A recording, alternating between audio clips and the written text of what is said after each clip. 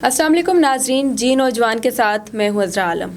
نوجوانوں میں سیاسی شعور کتنا ضروری ہے اور اس حوالے سے نوجوان کیا کر سکتے ہیں، آج کی قسط میں ہم اسی موضوع پر بات کریں گے اور ہماری مہمان ہیں فریال گل عباسی، جو کہ سماجی کارکن بھی ہیں، صحافی بھی ہیں اور اینکر بھی ہیں، سوشل پلیٹ فارمز پر اپنی رائے کا اظہار کرتی ہیں۔ السلام علیکم فریال، کیسے ہیں آپ؟ وعلیکم السلام، میں ٹھیک، آپ ٹھیک ہیں؟ الحمدللہ۔ فریال، یہ بتائیں کہ پاکستان میں 70% نوجوان ہیں اور اس تعداد کو دیکھتے ہوئے آپ کیا سمجھتی ہیں کہ نوجوانوں میں سیاسی شعور کتنا ضروری ہے؟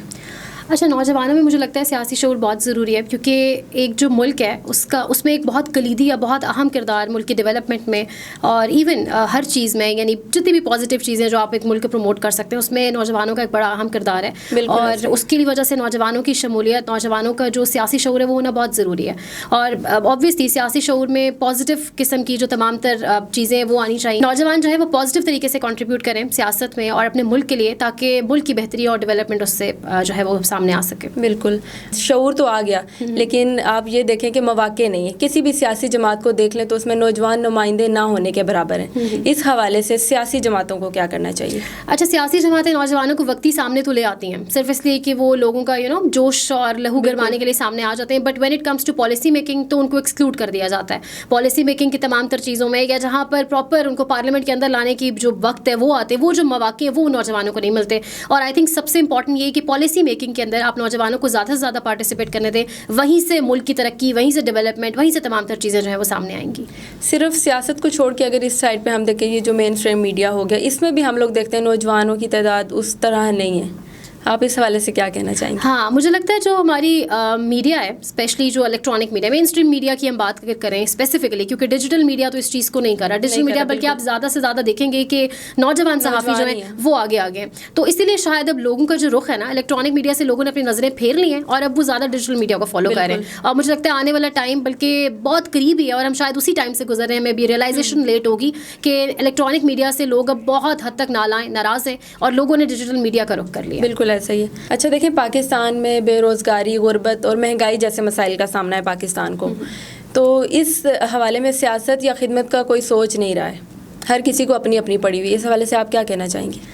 اچھا، بالکل ایسا ہی ہے۔ اگر آپ پچھلے 5 سے 6 سال اٹھائیں، یا آپ چلیں 10 ایئرس کا ٹینیور لے لیں، تو آپ تمام تر سیاسی جماعتوں کو دیکھیں گے، انہوں نے حکومتیں کی ہیں، ٹھیک ہے، سب نے اپنے اپنے بینک بیلنسز، اپنے اپنے ریزروز ہیں وہ بھر لیے ہیں، لیکن کسی نے عوام کو کچھ نہیں دیا۔ آج عوام تو بلک رہی ہے، اور آج عوام تو اس نہج پہ پہنچ چکی ہے، بجلی کے بلوں سے ریلیٹڈ جو ہم سٹوریز پچھلے دنوں سنتے رہے ہیں، لوگوں نے اپنے گھر سے بیٹیوں کی بالیاں جو ہیں بیچ کے تک جو ہے وہ بجلی کے بلز جمع کرائیں۔ سو وہ ساری سچویشن ہمارے سامنے ہے، لیکن ابھی ریسنٹ پاسٹ میں پچھلے 16-17 مہینوں میں ایک کہا جا سکتا ہے، اگر آپ صحافی اپنا سائڈ پہ رکھیں پروفیشن جرنلزم کا، اور اگر آپ صرف ایک انسان ہونے کے یا پاکستانی ہونے کے ناطے بات کریں، تو ایک لیڈر ضرور اس ملک میں ایسا ایٹ لیسٹ آیا عمران خان کے شکل میں، جس نے ایٹ لیسٹ اور کچھ نہیں تو عوام، نوجوانوں کو بھی جگایا ہے، مڈل کلاس کو بھی جگایا ہے، اور اس کے ساتھ ساتھ جو احتساب ہے اور جو اکاؤنٹیبلٹی ہے اس پہ پورا اترتے ہوئے کیسز کا سامنا بھی وہ کر رہا ہے، اور ملک سے گیا نہیں اپنی حکومت ختم ہونے کے بعد۔ تو یہ ایک ایسی چیز ہے جو پاکستانیوں نے تھوڑی ڈفرینٹ فیس کی ہے ریسنٹ پاسٹ میں۔ بالکل ایسا ہی ہے۔ اچھا، اپنے حق کے لیے آواز اٹھانا کتنا ضروری ہے اور اس کے لیے ہمیں کیا کرنا چاہیے؟ اپنے حق کے لیے آواز اٹھانا بہت ضروری ہے ڈیفینیٹلی۔ جب آپ اپنے حق کے لیے آواز نہیں اٹھائیں گے، اچھا دیکھیں ریسنٹ پاسٹ میں پاکستان کے اندر جو برین ڈرین ہوا ہے، 2 وجوہات ہوتی ہیں برین ڈرین کی۔ ایک تو اس طرح سے ہوتا ہے کہ آپ کو اچھی اپرچونیٹیز آپ کے ملک میں نہیں مل رہی، تو آپ جو ہے وہ چلے جاتے ہیں دور، اور وہاں جا کے آپ کہتے ہیں ہم کمائیں گے، ٹھیک ہے۔ دوسرا جو ایک امپورٹنٹ ریزن ہے برین ڈرین کی، وہ ہوتی ہے آپ کا پولیٹیکل ٹرموائل، اور پولیٹیکل جو ہمارے یہاں انسٹیبلٹی تھی وہ ہمارے سامنے ہے، اور اسی کی وجہ سے ہمارا اتنا برین ڈرین ہوا، اور اس وجہ سے اب مجھے سمجھ نہیں آتی ہمارے پالیسی میکرز کہاں ہیں، ہماری وہ روبسٹ پالیسی، وہ تمام تر چیزیں کہاں ہیں۔ اگر یہ برین ڈرین ہو رہا ہے، یہ ہمارے تمام قابل لوگ، ہماری کریم اٹھ کے جا رہی ہے، تو کل کو کون لوگ آپ کے ملک کو اٹھ کے کنٹریبیوٹ کریں گے، ڈیولپمنٹ میں کون لوگ حصہ لیں گے؟ سو بیسیکلی مجھے لگتا ہے غربت اور یہ جو تمام تر چیزیں، یہ تو مسئلہ ہے پاکستان کا، بٹ پرائمری امپورٹنس کا اس ٹائم جو ضرورت ہے، پرائمریلی جو سب سے اوپر جو مجھے لگتا ہے پرائرٹی بیسس پر اس کو حل کرنا چاہیے، وہ ظلم ہے، وہ ناانصافی ہے، اور میرے خیال سے عدالتیں جو نظامی عدل ہے اس کو اپنا کردار ادا کرنا ہوگا، کیونکہ جب ایک معاشرے کے اندر جو ناانصافی ہے وہ عروج پہ چلی جائے، ظلم عروج پہ چلا جائے، تو پھر وہ معاشرہ جو ہے اس کو سنوارنا بہت مشکل ہو جاتا ہے۔ اس لیے ظلم کے خلاف آواز اٹھانا، ظلم کے خلاف بولنا، یہ تو بہت ضروری ہے، اور ہر کسی کو اپنے حق کے لیے آواز اٹھانی چاہیے، کیونکہ وہ کہتے ہیں نا کہ صرف ظالم سے سوال نہیں ہوگا، بلکہ اگر آپ چپ کر کے ظلم سہ رہے ہیں اور دیکھ رہے ہیں تو اس کا بھی آپ کو جواب دینا ہوگا۔ لیکن ایک چیز دیکھنے میں آتی ہے کہ ہماری عدالتوں کا نظام بہتر نہیں ہے۔ اگر کوئی ایسا بندہ ہے جس کا اچھا خاصا نام ہے کچھ بھی آپ سمجھ گئی ہوں گی میں کیا بات کرنا چاہ رہی ہوں. ان کے لیے عدالتیں سیٹرڈے سنڈے کو بھی کھل جاتی ہیں اور رات کے 12 بجے بھی کھولنی پڑے تو کھل جاتی ہیں. لیکن ایک غریب جو مہینوں اور سالوں بھی چکر لگا رہے ہوتے ہیں ان کے لیے عدالت نہیں کھلتی ہے. لائک کھل بھی جاتی ہے ان کو اگلے اس کے لیے کر دیا جاتا ہے کہ آج یہ ہو گیا وہ ہو گیا. تو عدالتی نظام پہلے بہتر کرنا چاہیے. بالکل, یہ ہمارے نظام انصاف جو ہے نا اس پر ایک بہت بڑا سوالیہ نشان ہے. اور یہ جو ہمارے بڑے بڑے ہائی پروفائل کیسز ہماری عدالتوں میں لگے ہوتے ہیں, اس سے ہمارا عام آدمی کتنا سفر کرتا ہے ہمیں سمجھ نہیں آ رہی. جو عمران خان کے اوپر ابھی ریسنٹ پاس کیا, اب آج کل کے جو تناظر میں اگر آپ بات کریں, جو 200 کیسز ان کے اوپر جو مقدمات بنائے گئے ہیں وہ جو عدالتوں میں لگتے ہیں, تو اس سے عام آدمی کتنا سفر کر رہا ہے, عام آدمی کے کیسز کتنے زیادہ متاثر ہو رہے ہیں. یہ وہ چیزیں ہیں جو ہماری عدلیہ کو سوچنی ہے, جو ہمارے اسٹیک ہولڈرس کو, پالیسی میکرس کو سوچنی ہوں گی, تاکہ جو نظام انصاف پہ اس پہ لوگوں کا اعتماد بڑھنا شروع, کانفیڈنس بحال ہو.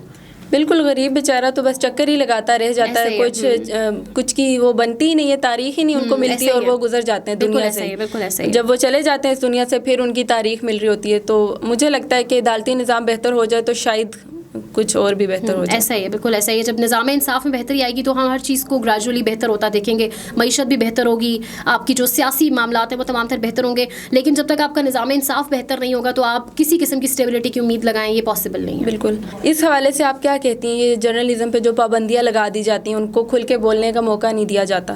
اگر کوئی بات کر دیتا ہے تو اس کو کسی نہ کسی ایسے جگہ سے ان کو لائک تنگ کیا جاتا ہے کہ یا تو وہ اپنی ٹویٹ ڈیلیٹ کریں, اگر کوئی ویڈیو ایسی اپلوڈ کر دی ہے وہ ڈیلیٹ کریں, ان کو مطلب ڈرایا دھمکایا جاتا ہے. اچھا, اس حوالے سے اگر بات کی جائے تو سب سے بڑا تماشا تو ہمارے منہ پہ ابھی پچھلے دنوں جو کینیڈین گورنمنٹ نے کیا, جو جسٹن ٹروڈو نے کیا, جب ان کے شہر میں, آلدو وہ ان کا شہری تھا, جو ایک انڈین جرنلسٹ تھا وہاں پر, جو سکھ ایک جن کی ڈیتھ ہوئی ہے, جن کو قتل کیا گیا ہے, جس طریقے سے جسٹن ٹروڈو نے اسٹینڈ لیا, اور ہم ارشد شریف شہید کے لیے آج تک اسٹینڈ نہیں لے سکے. تو ہم صحافیوں کے لیے یا صحافتی برادری کے لیے یا جرنلزم کے لیے یا سچ بولنے والے کے لیے کتنا اسٹینڈ لے سکتے ہیں, وہ آپ اسی سے اندازہ لگا لیں. ہمارے ڈبل اسٹینڈرڈس کا آپ اندازہ یہاں سے لگا لیں کہ ہمارے پرائم ٹی وی چینلس کے اوپر بیٹھ کر جرنلسٹ یہ باتیں کر رہے ہیں کہ ہمارا ایک صحافی جو 4 مہینے بعد واپس لوٹا ہے کہ وہ اپنی مرضی سے ایک گاڑی میں بیٹھ کر اپنے رشتہ دار کے ساتھ چلا گیا تھا. سو ڈبل اسٹینڈرڈز ہیں, مورل کولیپس ہے, اور یہ مورل کولیپس تبھی ٹھیک ہوگا جب ہم سچ بولنا شروع کریں گے, اور جب ہمارا جھکاؤ جو ہے وہ کسی ادارے کی طرف یا کسی انسان یا شخصیت کی طرف نہیں ہوگا, بلکہ ہم صرف سچی بات کریں گے, صحیح بات کریں گے, تو یہ ڈبل اسٹینڈرڈز بھی ختم ہوں گے, یہ مورل کولیپس بھی ختم ہوگا, اور یہ منافقت اور دوگلا پن بھی تبھی جا کے ختم ہو سکے. بالکل ایسے ہی ہے. ابھی ہمارے صحافی عمران ریاض خان صاحب 140 دن کے بعد جبری گمشدگی مطلب رہنے کے بعد ابھی گھر پہنچے ہیں. کہ ان کو وہ کہاں تھے, کون ان کو لے کے گیا, کیا ہوا ان کے ساتھ, کسی نے اس حوالے سے بات نہیں کی ان کی. اچھا, اس پہ ڈیفینیٹلی عمر رضا بندیال صاحب پہ بہت بڑی ذمہ داری عائد ہوتی ہے, اور مجھے ارشد شریف شہید کی وہ لیٹرز یاد آتے ہیں اور ان کی وہ فریاد یاد آتی ہے جو انہوں نے اسلام آباد ہائی کورٹ کے اندر بھی کی تھی کہ مجھے جان سے مار دیا جائے گا, لیکن اس ٹائم بھی انفارچونیٹلی کسی نے اس کا نوٹس نہیں لیا. اور آپ بات کر رہی ہیں یہاں پر ارشد شریف شہید کی والدہ, وہ جتنی بزرگ خاتون ہے, مطلب ہم سب کی ماں کی عمر کی, اور جس طرح ویل چیئر پہ بیٹھ کے, اور پھر جب انہوں نے لیٹر لکھا اور انہوں نے جس طرح انصاف مانگا, وہ تمام تر چیزیں, اور وہ ہم نے دیکھا نہیں کہ انہوں نے لیٹر میں جن لوگوں کو نامزد کیا, یا وہ سمجھتی ہیں کہ جن لوگوں کو بلایا جانا چاہیے, نہ کسی سے جواب طلبی کی گئی, نہ کسی سے کچھ پوچھا گیا. تو اگر ارشد شریف شہید کی ماں کو انصاف نہیں مل سکتا تو ہم کیسے امید لگائیں کہ ایک زندہ چلتے پھرتے صحافی کو انصاف ملے گا. بہرحال آج ایک ڈیولپمنٹ ہوئی ہے, جسٹس قاضی فائزہ صاحب نے ریویو پٹیشن جو تھی فیض آباد دھرنے کیس کی, اس پر سماعت چل رہی تھی, جس کے آخر میں جسٹس اطہر معین اللہ صاحب نے ریمارکس دیے, کیونکہ 3 رکنی بینچ تھا, جسٹس اطہر معین اللہ صاحب بھی اس بینچ کا حصہ تھے.